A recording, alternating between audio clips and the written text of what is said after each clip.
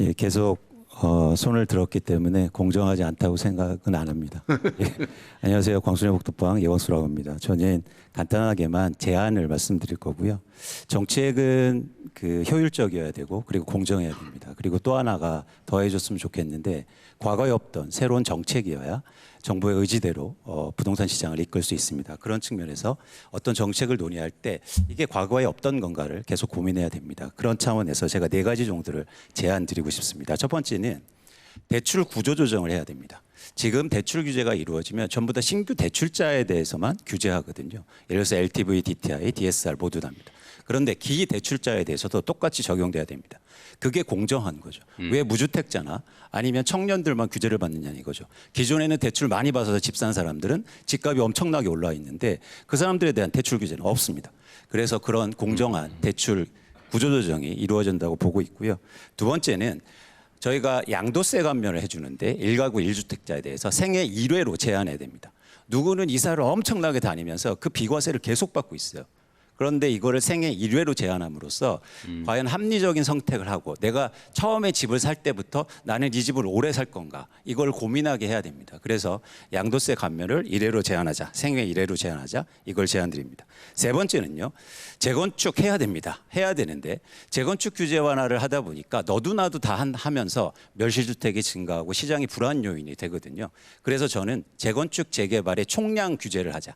예를 들어서 서울에서 2만 가구 1년에 2만 가구만 하겠다는 겁니다. 그래서 그럼 누구를 먼저 하느냐.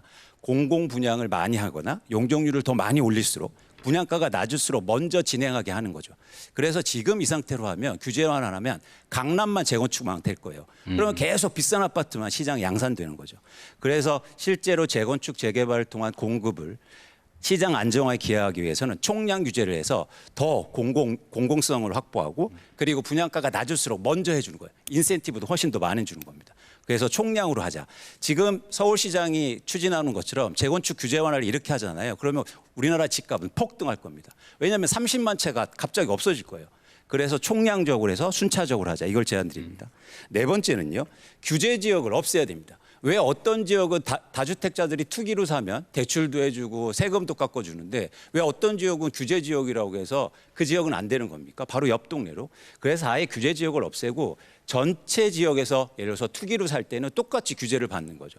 이 문제가 왜냐면 갑자기 동탄 지역에 집값 오른다고 가만히 있다가 규제로 하니까 시장이 변하거든요. 그래서 아예 규제 지역을 철폐하고 모든 대한민국의 어떤 땅이라도 투자로 살 때, 투기로 살 때는 규제를 해야 됩니다. 이것처럼 규제 지역을 아예 없애고 전체적으로 이게 바로 공정한 거죠. 왜 옆 동네는 규제했다고 그래서 나는 못 사고 그 시차에 따라서 더 달라지거든요. 그래서 다시 한 번 말씀드리지만 이재명 정부의 부동산 정책은 합리적이어야 되고 그리고 공정해야 됩니다. 특히 공정성에 더 관심을 두고 정책이 설계됐으면 좋겠다는 말씀을 드립니다. 아주 재밌네요. 이게 뭐 100% 진리라고 하기는 어렵을지 몰라도 어쨌든 발상이나 이런 거 아주 새로운데 대출 구조 조정에 예를 들면 기대출자에 대해서도 예를 들면 만기가 되면 다 상환하고 새로운 조건에 맞춘다고 하는 건 시행하고 있죠. 네네.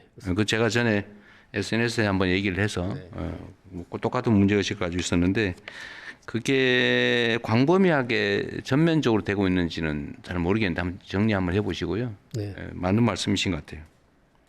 지금 사실 청년 세대들이 겪는 어려움도 부모 세대, 기성 세대들은 이미 다 성장의 그 기회, 과실을 다 누렸는데 지금 새로 진입하려니까 너무 어려운 거잖아요. 이제 그거 다 기득권화된 거죠, 기성 세대. 그 문제는 또 일리는 지적하고 양도세나 이거를 생애 1회로 할지는 모르겠는데 기회를 무한대로 하게 하는 것은 사실 좀 문제가 있어 보이긴 하네요. 매우 일리 있는 지적인데 횟수를 제한하든지 아니면 뭐 첫 번째는 많이 해주고 두 번째는 좀 덜 해주고 세 번째는 아주 그거 좋은 생각인 것 같습니다. 한번 고민해 보시면 될 것 같아요. 그렇게 하겠습니다. 좋은 생각 같아요. 저는 이거 너무 많이 이제 활용하거나 총액으로 제한할 수도 있고요. 예를 들면 총액으로 여러 차례 이 고가주택을 사고 팔고 해서 하는 경우에 똑같이 해줘야 되냐. 그 일리 있는 지적 같습니다. 그 외에도 이런 구체적 타당성 있게 하자는 말씀이신 것 같은데 어쨌든 정책 당국자들이 좀 어렵긴 하겠지만 이렇게 좀 핀셋형으로 정확하게 구멍이 없게 하는 것도 중요하고 또 이걸 활용해서 부당하게 이익을 얻는 틈새가 생기지 않게 하는 것도 중요한데 이러려면 일을 좀 많이 해야 됩니다. 예, 그렇게 하겠습니다. 네, 또 다른 분 의견 들어보시죠. 네, 의견 듣겠습니다.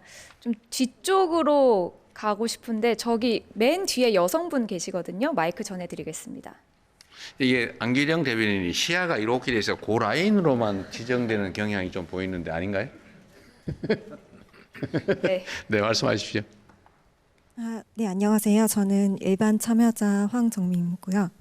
저는 수원의 한 아파트 입주 예정자입니다. 2년 전 실거주 목적으로 분양을 받았는데 최근 그 가계대출 총량 규제에 따른 은행별 대출 한도 소진으로 인해서 잔금 대출 아예 받지 못하는 상황이 발생하고 있습니다.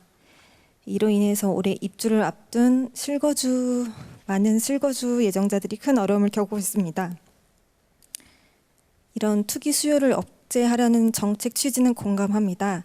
다만 이미 2년 전에 계약한 실수요자들에 대해서는 잔금 대출 규제를 예외 적용하거나 경과 조치를 마련할 계획이 있는지 답변 부탁드립니다. 감사합니다. 네, 한번 점검해 보시죠. 이게 저런 지적들이 꽤 있더라고요.